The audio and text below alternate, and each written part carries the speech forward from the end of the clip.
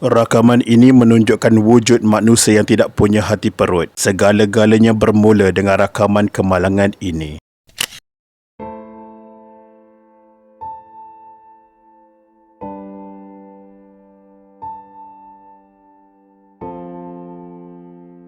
Assalamualaikum, terima kasih dan kami hargai atas komen-komen korang untuk video lepas. Seorang lelaki maut apabila motosikal ditunggangnya dirempuh sebuah kereta di kilometer 0.3 Lebuh Raya Bertingkat Sungai Besi Ulu Kelang Suka pada Sabtu.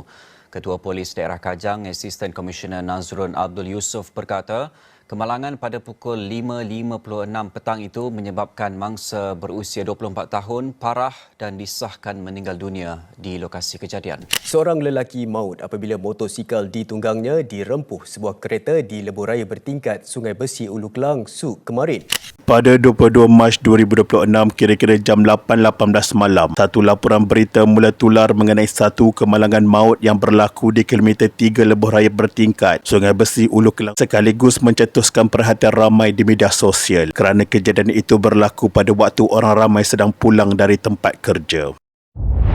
Kemalangan itu dilaporkan berlaku pada Sabtu 21 Mac 2026 sekitar jam 5.56 petang iaitu petang Hari Raya Aidilfitri dan ia melibatkan sebuah motosikal serta sebuah kereta wajar yang dipercayai dipandu secara berbahaya sebelum pelanggaran berlaku. Mangsa yang maut dikenal pasti sebagai Muhammad Syazwa Sakri, seorang lelaki tempatan berusia 24 tahun yang bekerja sebagai mekanik dan sedang menunggang motosikal ketika insiden tragis itu berlaku. Kejadian itu berlaku di laluan sibuk yang menghubungkan kawasan Kajang ke Ampang, iaitu laluan yang sering digunakan oleh pengguna Lebuh Raya Bertingkat pada waktu puncak petang. Menurut kenyataan rasmi polis, maklumat mengenai kemalangan tersebut diterima tepat pada jam 5.56 petang dan pasukan penyiasat terus digerakkan ke lokasi bagi menjalankan siasatan awal serta mengawal keadaan trafik di kawasan kejadian. Ketua Polis Daerah Kajang Nazrun Abdul Yusof memaklumkan bahawa siasatan mendapati kereta yang terlibat dipandu oleh seorang lelaki tempatan berusia 26 tahun berbangsa India yang bekerja sebagai pemandu e-hailing. Siasatan lanjut mendapati kenderaan itu datang dari arah Kajang sebelum memasuki susur Mahala ke Ampang dengan kelajuan tinggi dan dalam keadaan yang dianggap melulu. Pemandu berkenaan dikatakan memotong sebuah kenderaan lain sebelum secara tiba-tiba melanggar motosikal yang berada di lorong kanan Lebuh Raya tersebut. Akibat pelanggaran kuat itu, mangsa mengalami kecederaan parah di bahagian kepala selain putus tangan kiri dan disahkan meninggal dunia serta-merta di lokasi kejadian tanpa sempat diberikan rawatan lanjut.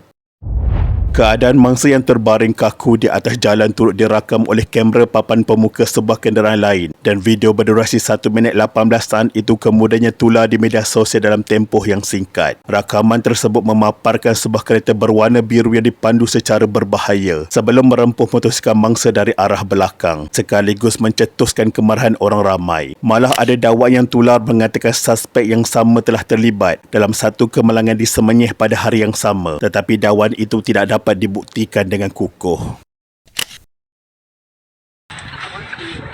Raya lah woi. Ambil gambar je.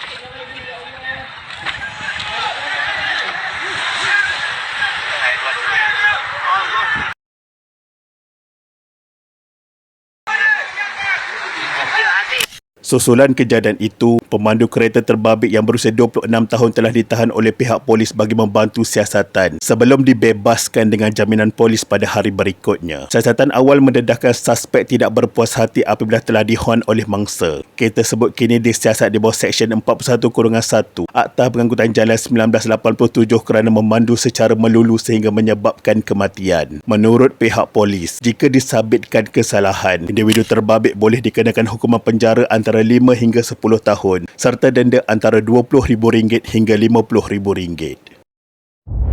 Di sebalik siasatan yang sedang berjalan, kisah peribadi mangsa mula dikongsi oleh ahli keluarga dan ia menyentuh hati ramai apabila diketahui mangsa sebenarnya sedang merancang untuk pulang beraya bersama ibunya. Arwah merupakan anak bongsu dalam keluarganya dan sangat rapat dengan ibunya Rohani Ismail yang ketika itu berada di Kelantan sebelum pulang ke rumah keluarga. Abang mangsa Muhammad Anwar menceritakan bahawa arwah sanggup menunggu ibunya pulang terlebih dahulu sebelum dia sendiri pulang ke kampung. Namun hasrat itu tidak kesampaian penyampaian apabila mangsa pergi lebih awal dalam kemalangan yang berlaku secara tiba-tiba pada petang Sabtu tersebut. Menurut Muhammad Anwar, adiknya sangat manja dengan ibu dan sangat teruja untuk bertemu ibunya selepas sekian lama tidak berjumpa. Malah arwah dikatakan sempat menyatakan hasrat untuk makan telur goreng yang dimasak oleh ibunya sebaik saja pulang ke rumah keluarga. Perancangan itu akhirnya hanya tinggal kenangan apabila keluarga menerima panggilan daripada pihak polis memaklumkan bahawa arwah telah meninggal dunia di lokasi kejadian. Berita itu dikatakan diterima dengan penuh kesedihan, namun ibunya tetap menunjukkan ketabahan dan redha dengan apa yang telah berlaku. Menurut ahli keluarga, kali terakhir mereka bertemu mangsa adalah kira-kira seminggu sebelum Ramadan berakhir di ibu kota dan ketika itu arwah tidak menunjukkan sebarang perubahan sikap yang mencurigakan. Arwah masih seperti biasa, ceria, mudah tersenyum dan gemar melayan anak-anak saudara setiap kali pulang bertemu keluarga. Malah keluarga juga memberitahu bahawa arwah mempunyai ramai keluarga angkat di Selangor kerana sifatnya yang peramah dan mudah mesra dengan orang sekeliling. Malah sebelum kejadian berlaku, arwah dikatakan sempat membuat panggilan video dengan keluarga angkatnya di setapak untuk memaklumkan bahawa dia sedang dalam perjalanan. Namun panggilan video itu menjadi detik terakhir sebelum arwah dilaporkan tidak dapat dihubungi, sehinggalah keluarga menerima berita menyedihkan daripada pihak polis tidak lama selepas itu.